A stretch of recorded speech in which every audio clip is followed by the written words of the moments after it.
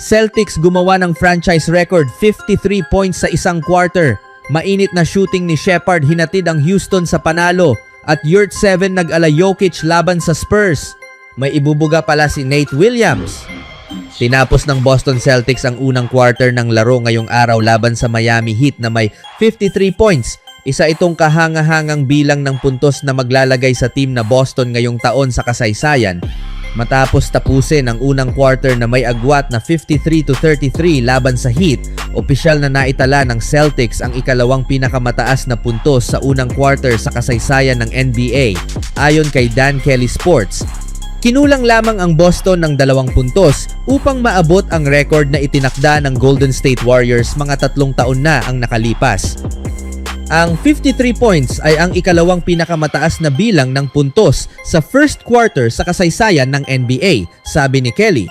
Kinulang ang Boston Celtics ng 2 points sa 55-point record na itinakda ng Golden State Warriors noong 2023. Bagamat hindi ito record ng liga, isa naman itong record ng prangkisa para sa Celtics. Ang 53 points na naitala laban sa Miami sa unang quarter ang pinakamataas na puntos na kanilang na-score sa isang quarter sa kasaysayan ng team, ayon kay Justin Leger ng NBC Sports Boston. Noong 1982, nakascore ang Celtics ng 50 points sa isang quarter laban sa Denver Nuggets. Samantala, napunta naman ang Heat sa hindi kanais-nais na bahagi ng kasaysayan ng NBA.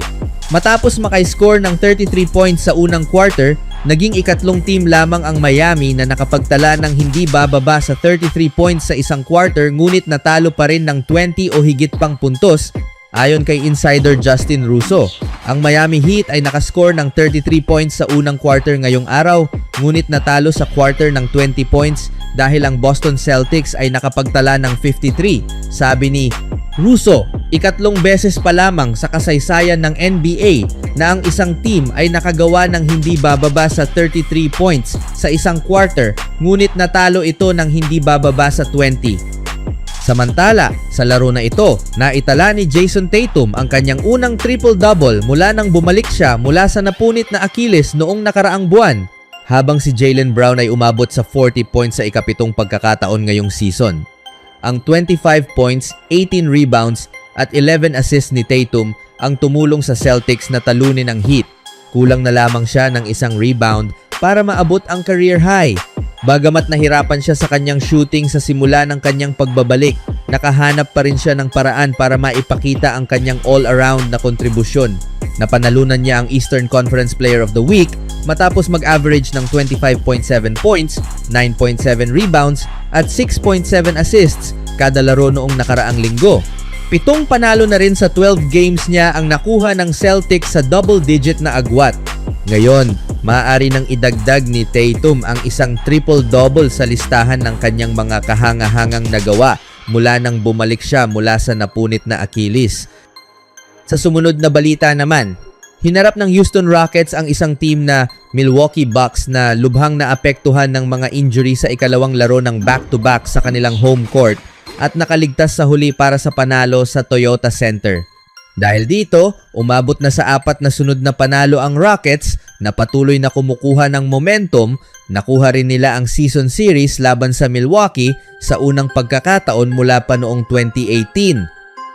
Umangat ang Houston sa 47-29 record at pansamantalang nakuha ang ika-5 pwesto sa Western Conference matapos manguna ng kalahating laro laban sa Minnesota Timberwolves. Nagpakitang gilas sila sa opensa sa mataas na shooting percentages, lalo na sa 3-point at free throws. Pinangunahan ni Reed Shepard ang team na may 27 points, tampok ang kanyang career high na 9 3-pointers na naging susi sa panalo. Nagambag si Alperen Sengun ng 25 points at 8 rebounds, habang ang buong starting lineup ay umabot sa double digits. Si Kevin Durant ay may 19 points at naging epektibo rin bilang facilitator na may 9 assists. Tinamaan ng maraming injuries ang Milwaukee pero may 3 players pa rin silang nagkaroon ng career highs.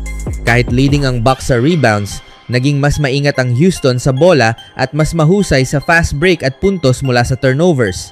Malakas ang simula ng Rockets lalo na sa 3 sa pangunguna ni Shepard at umabot sila sa 15-point lead sa first quarter. Nakahabol ang Bucks sa second quarter dahil sa shooting slump ng Houston pero nanatiling mainit si Shepherd mula sa labas. Nag-ambag din sina Okogie at Thompson sa opensa ng Rockets. Kahit mahina ang depensa nila sa loob, nanguna pa rin ang Houston sa halftime dahil sa turnovers na napuwersa nila at fast break points. Nanguna si Shepherd sa halftime na may 15 points at mainit sa 3-point shooting. Lumaki ang lead ng Rockets sa 20 points sa third quarter, ngunit unti-unting humabol ang Bucks sa pamamagitan ng sunod-sunod na 3-pointers. Naging mahalaga sina Shepherd at Sengun sa opensa kahit na pansamantalang umalis siya dahil sa sakit sa likod. Sa huling yugto, patuloy na dumikit ang Bucks at nabawasan ang lead sa 6 na puntos, ngunit nanatiling kontrolado ng Rockets ang laro hanggang dulo. Susunod nilang makakalaban ng Utah Jazz habang hinahabol ang ika-5 sunod na panalo. Sa huling balita, isang hindi patas na laban ang naganap ngayong araw nang makaharap ng lubhang kulang sa lakas na Warriors ang malusog at kahangahangang San Antonio Spurs. Hindi kailanman nakalamang ang Golden State bago umalis sa Chase Center na may pagkatalo, isang resulta na kung isa sa alang-alang ang sitwasyon ay lubos na inaasahan. Ang Warriors ay nananatili sa ika-10 pwesto sa Western Conference, ngunit sa praktika ay 3 laro ang agwat nila sa parehong ika-9 na Portland Trail Blazers at ika-8 Clippers. Sa 9 na Warriors na naglaro, 3 ay nasa two-way contracts, isa ay lampas na ng 2 buwan sa ganitong status, isa ay undrafted rookie, at isa pa ay nasa ika-2 10-day contract. Si Draymond Green lamang ang available mula sa kanilang ideal na starting lineup. Lahat ng 9 ay nakapuntos at 7 ang umabot sa double digits, pinangunahan ng 18 points mula sa two-way wing na si Nate Williams. Itinalaga si Green na depensahan si Wembanyama ngunit nahirapan siya dahil sa malaking agwat sa tangkad ng kalaban. Kahit nakapag-ambag si Green ng 14 points at sinubukang pamunuan ang team, hindi nila napigilan ang San Antonio. Nagpakita ng laban ang kanilang team ngunit palaging double digit ang kanilang hinahabol at tuluyang natalo. Samantala, nang ibabaw si Wemby sa laro, nagtala ng 41 points at ipinakita ang kanyang kumpletong kakayahan sa opensa. Sa edad na 22, patuloy siyang nagiging banta sa buong liga at pinapatunayan kung bakit siya itinuturing na MVP candidate. Karaniwan, inaabot ng ilang taon at maraming kabiguan sa playoffs bago maging contender ang isang team. Ngunit ang Spurs ay mula sa 6 na sunod na season na hindi nakapasok sa playoffs at kabuuang 78-168 record sa nakaraang 3 taon ay ngayon kabilang na sa usapan para sa kampyonato ng NBA.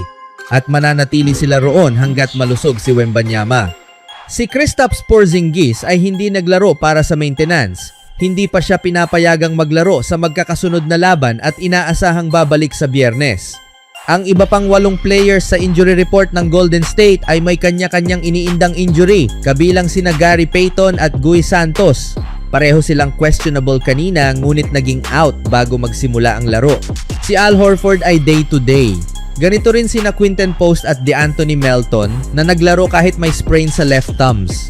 Si Jimmy Butler at Moses Moody ay nagpapagaling pa at naghahanda para sa mahabang rehabilitasyon.